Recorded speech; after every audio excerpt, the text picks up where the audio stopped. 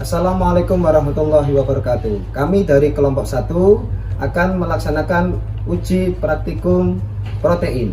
Nama saya Ezur Rahmat Firdaus dan teman saya Diansa Putri, Alif Adelia Pratiwi, dan salah satu teman saya yang melakukan uji protein secara daring yaitu Erwinda.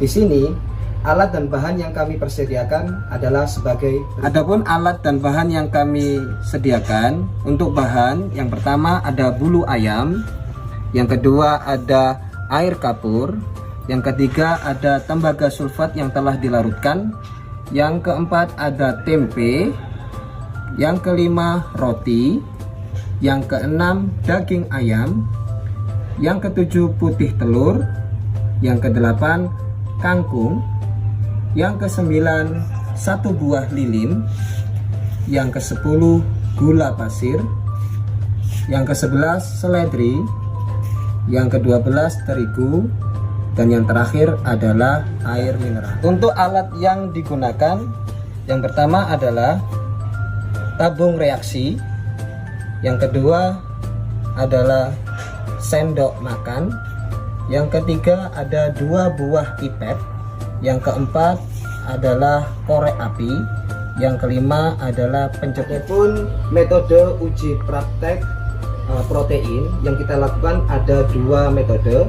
Yang pertama adalah dengan menggunakan lilin, yang mana seluruh bahan nanti satu persatu kita bakar dengan kontrol bau dari bulu ayam.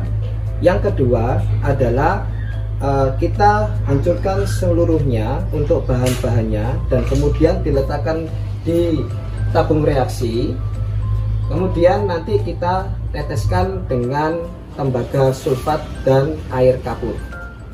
jadi metode uji praktikum protein yang pertama kita melakukan pembakaran. Jadi nanti bahan-bahan di sini akan kita bakar satu persatu dengan menggunakan bulu ayam sebagai kontrol. Langsung saja. Nah, jadi bulu ayam yang dibakar ini akan mengeluarkan aroma yang khas. Coba begini.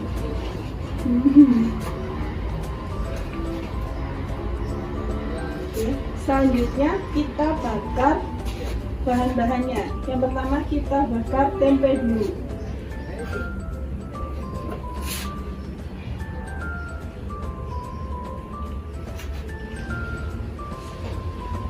Untuk baunya, untuk bau sendiri sama benda sebagai pengontrol di bulu ayam ini mungkin sedikit berbeda ya, karena bulu ayam ini berasal dari hewan sedangkan tempe ini dari tumbuhan. Cuman ada kemiripan sedikit yang mana masing-masing memiliki bau yang khas. untuk bahan yang kedua adalah roti. Kita bakar dulu.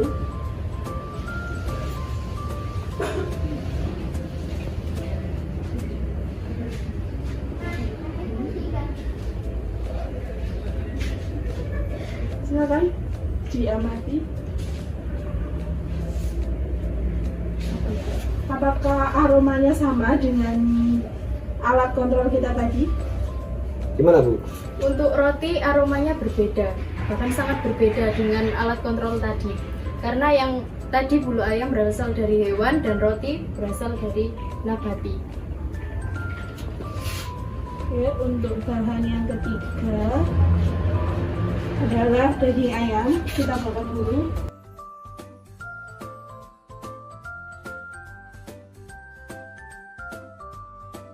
Silakan diamati dulu, Pak.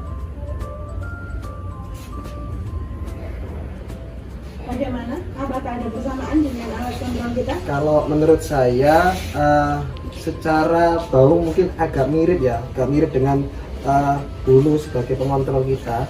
Ada rasa kayak apa ya? Rambut yang terbakar. Coba lagi Bu. Oke.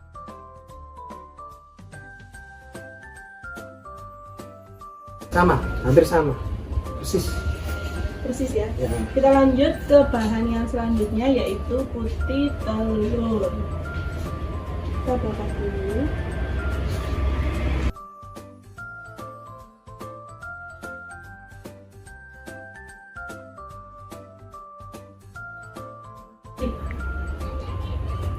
Udah. Bagaimana? Nah, untuk putih telur ini baunya agak mirip dengan alat kontrol kita, yaitu bulu ayam tadi. Coba kita pastikan sekali lagi, Bu. Ini putih telurnya. Ya, ada kemiripan. Jadi putih telur ini ada kemiripan dengan alat kontrol kita, yaitu bulu ayam. Selanjutnya Kita bakar kangkung.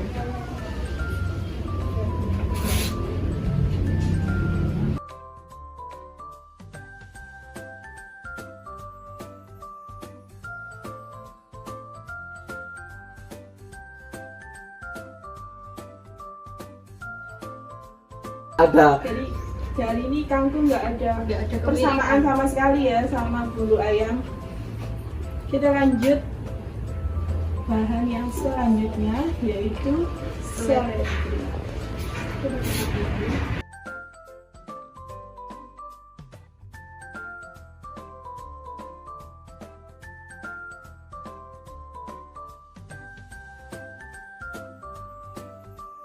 Baunya khas sekali, tapi tidak mirip dengan bulu ayam. Nah, jadi dari hasil percobaan dengan pembakaran ini yang mempunyai aroma khas dengan kontrol kita, yaitu bulu ayam, adalah putih telur dan juga daging ayam. Nah, tadi adalah uji praktek protein, yang mana dengan membakar seluruh bahan. Yang kedua adalah uji protein dengan meneteskan atau menggunakan tembaga sulfat yang sudah dihancurkan, kemudian dengan air kapur.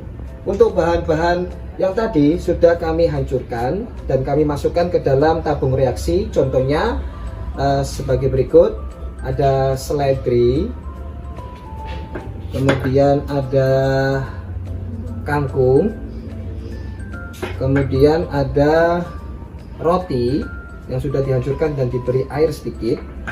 Selanjutnya ada tempe, sama, kita hancurkan dan kita beri air sedikit.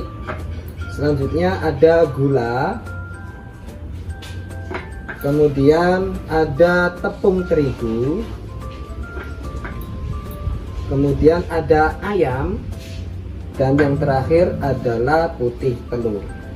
Pada proses nanti masing-masing kita akan meneteskan, yang pertama adalah air kapur, dan kemudian dilanjut dengan air atau hasil hancuran tembaga sulfat, yang mana dengan perbandingan yang sama 0,2 ml.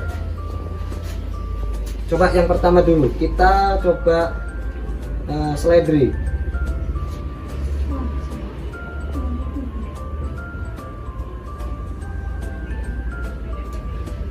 Kita teteskan secara perlahan.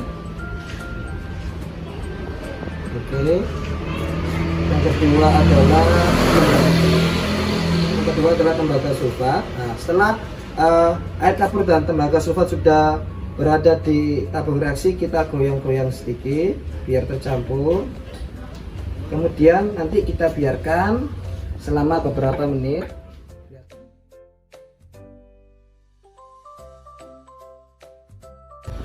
Oke, setelah seluruh bahan yang sudah tercampur dengan air kapur dan tembaga sulfat, untuk mengetahui perubahan mana yang mengandung protein, mana yang sedikit kandungan proteinnya, kita tunggu dulu beberapa menit. Hasil pengamatan kami, dan kita tunggu beberapa saat, terdapat perbedaan dari bahan-bahan yang kita uji. Perbedaan yang lebih mencolok adalah kepekatan warna. Di sini warna yang paling pekat adalah dari bahan ayam yang kita uji, daging ayam. Kemudian dilanjut dengan putih telur, kemudian ada roti, kemudian tempe, ada seledri dan kangkung. Kalian bisa mengamati tersebut perbedaan kepekatan warna. Diketahui di sini untuk kangkung warnanya pudar dan bahkan menunjukkan seperti air. Kesimpulan dari uji praktek protein pada makanan, di sini bahan makanan yang mengandung protein paling tinggi adalah ayam. Ini dibuktikan dengan kepekatan warna pada tabung reaksi. Dan bahan makanan yang tidak memiliki kandungan protein adalah kangkung dan seledri. Demikian presentasi dari kami kelompok 1, kurang lebihnya mohon maaf. Wassalamualaikum warahmatullahi wabarakatuh.